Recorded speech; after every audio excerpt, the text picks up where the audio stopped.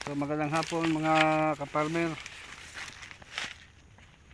So dito naman tayo ngayon sa ating farm to.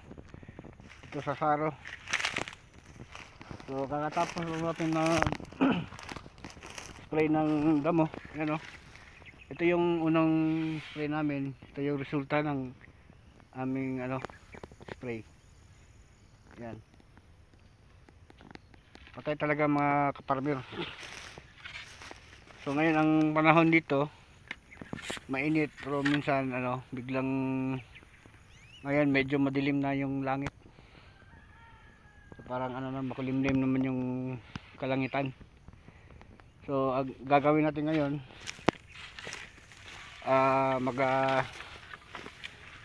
mag-abono tayo ng tanim nating mga durian. So, punta tayo doon sa itaas. Dala tayo ng dalawang kawayan para pang doon sa pag-usok sa durian.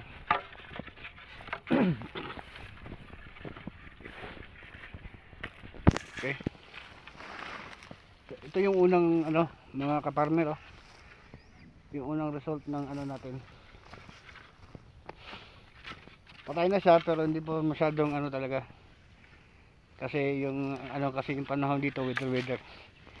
Minsan umiinit, minsan ngayon makulimlim. Ayan.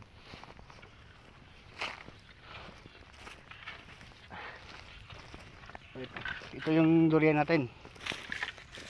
Yan. Ito na abunuhan na.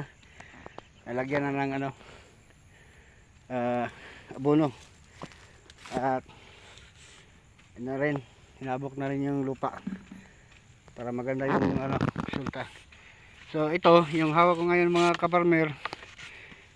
Gagawin natin pag-usok dito, kagaya nito. So meron siyang palatandaan na may tanim. So dalawa na lang kulang, kaya nagdala tayo.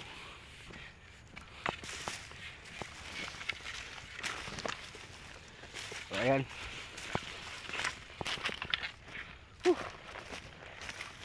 So ito yung kasama natin mga kaparmer si Pulpring. Siya yung nag-aabono at na rin na linisan na rin yung kumbaga round weeding. Ayan. Kol, sana itusok ito, Kol. Saan itusok? Ito ba? Dalawa, saan itusok? Saan? Buta na dia. Sige. So mamaya na ito mga kaparmer. So muna kami, trabaho muna kami. So ito yung resulta ng ating spray mga kaparmer, no? Tingnan nyo naman. Patay. Pag ito na straight ng mainit yung panahon, sigurado na to, malaya na to. Ayan.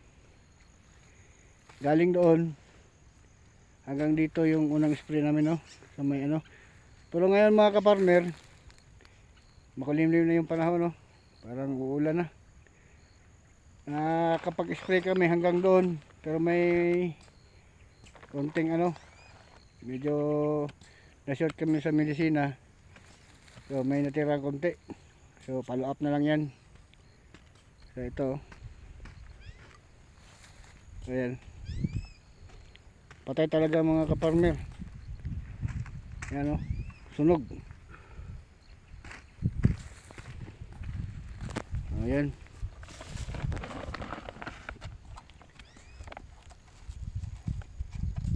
Tapos ang paglagay natin dito sa ating abonong durian, isang lata. Pag malaki na ang durian, kagaya nito malaki ang durian, so pwede isang lata ng tinapa. Pero kung medyo maliit lang, pwede kalahating lata lang yan. So ito yung ginawa ng kasama natin mga kaparmer. Kumuha siya ng yung ribbon at nilagay niya doon sa itaas ng kawayan para ito'y palatandaan na may tanim. So ito talaga ang sekreto dito sa bukid mga kaparmer, no? magtanim tayo. So ito yung ginawa ni Kopring, oh. Kinuha yung dalawang kawayan. Dito. Nilagay niya dito sa ating ito, Kol. Pwede na isang lata. Ang ilagay, oh. Tapos ano? O yan. Inugsok niya. At nilagyan ng ribbon.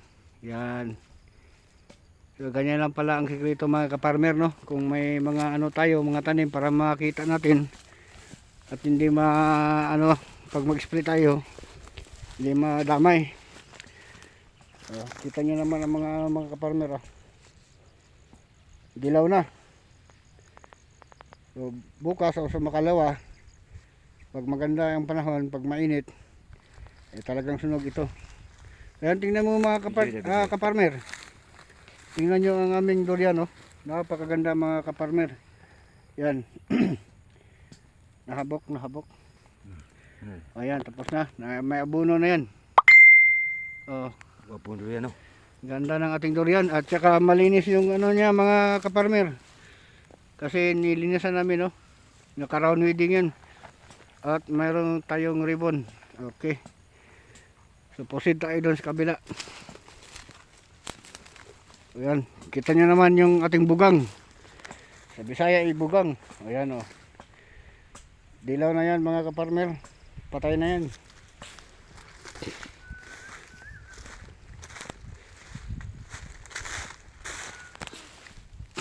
So, yan.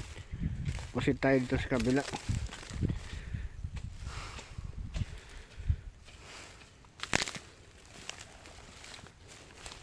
Ayan, oh.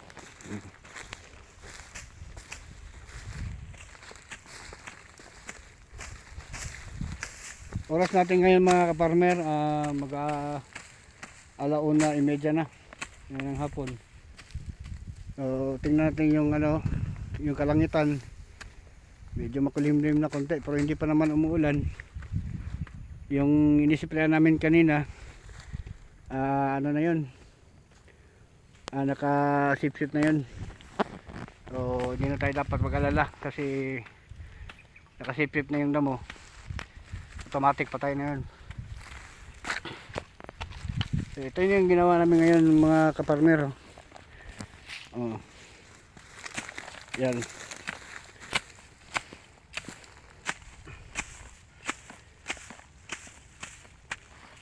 Yan, inabdi puno muna para para maganda tingnan.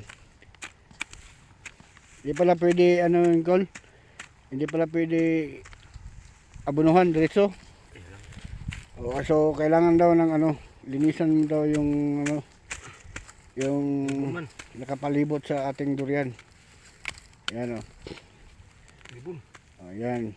Yan ang sekreto niya sa daw. Ito yung durian natin mga kafarmer. Ito pwede na kalahating lata na lang siguro. Ayan, oh. So ganyan pa ang technique. Ayan. Oh.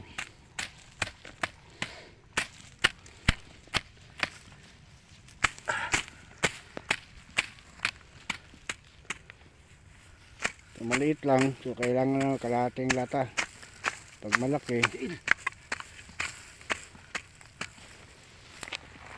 napakalamig ng temperatura dito sa aming farm to dito sa Saro mga kaparmer. Ay yung mga tanim natin maganda, oh. Yan. So okay na nga. Yan. So, ngayon lalagyan na ng abono.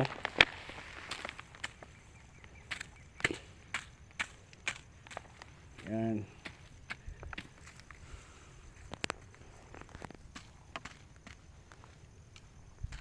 Kailangan kasi pag maghabok ka ng lupa, hindi pwede tamaan yung gamot niya kasi baka mamatay yung yung ating durian. So sekreto lang pala pag maghabok, kukuha ka na ng lupa sa gilid tapos ilagay lang sa sa gitna kasi pag kinuhaan mo ng lupa sa gilid baka may tendency na mamatay yung natin, yung durian seedling natin, oh. Yan, may tag na yan. Oh. Yan. So, kanya sa gilid-gilid lang. Oh. Yan, okay na. So, kuha na tayo ng abono. Ano tawag ng abono mong Col? Ano tawag niyan? Ang pangalan niyan ng abono? Yara 16, no? Ito yung ano natin mga kaparmer. Kung mag-abono tayo sa ating mga tanim, kaya ng mga durian, lansones, ang gamitin natin is Yara 16. Kasi maganda to sa ano, sa ating tanim. Yan. Tama na kita kupeng. Saan? Kaya ba sama? Oh, okay na to. Dami Yan, na. yan, napakaganda mga kaparmer, oh. Tignan natin, masyadong ano, malinis yung ano niya, yung gitna niya.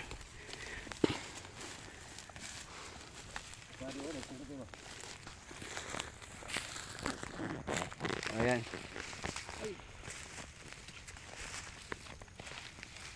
Oh, may isa pa pala. Ito yung ano natin mga kaparmer. Yung tinanim natin na avocado nung nakaraan. Ito na ngayon. So, malaki na.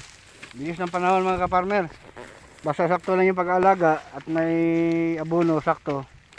So, ito yung resulta, oh. Yun yung mga kaparmer. Oh, taba-taba. Maganda yung ano niya, pagkatubo mga kaparmer, oh. Oh. Ayan. Yung dahon niya, lapad, oh. Tsaka malusog. Ayan.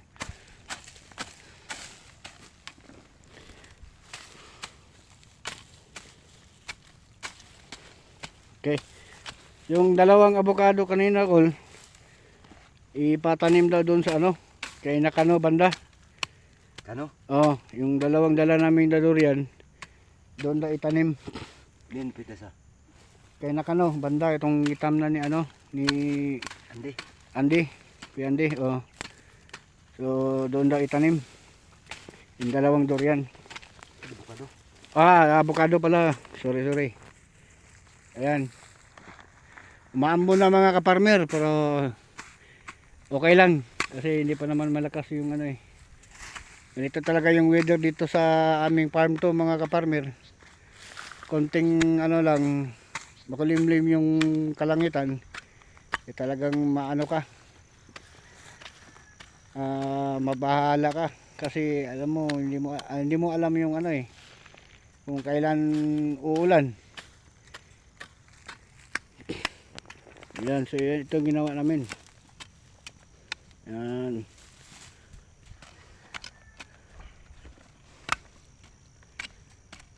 Yan. So maganda tingnan yung ating ano, ating avocado mga kaparmer, oh.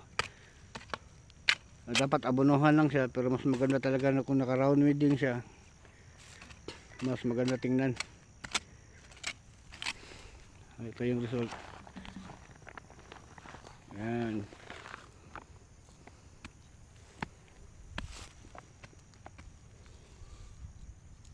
Okay. Napakalawak nito mga kaparmer, oh. Yan. So ngayon lalagyan niya ng yung ating kawayan. Ayan, oh, yung may tag na, may ribbon. So yan. Okay na. Abid kuha rin sa tingay. Oh, Yan, avocado. tabuka ay. Ito na naman mga kaparmer, oh. Ang dahon. Tingnan nyo mga dahon mga kaparmer. Napakaganda. Yan, oh. Oh, praise God. Yan talaga siya. Tingnan yung dahon, oh. Yung ano niya, yung tawag niyan, udlot. Tingnan nyo naman mga kaparmer. Maganda ang tubo ng ating durian. Kasi nga na sakto yung pag-aalaga at saka abono. Ito lang sekreto natin mga kapartner. Abonuhan na ng abonuhan at linisan yung ano na, baga round weeding. Yan.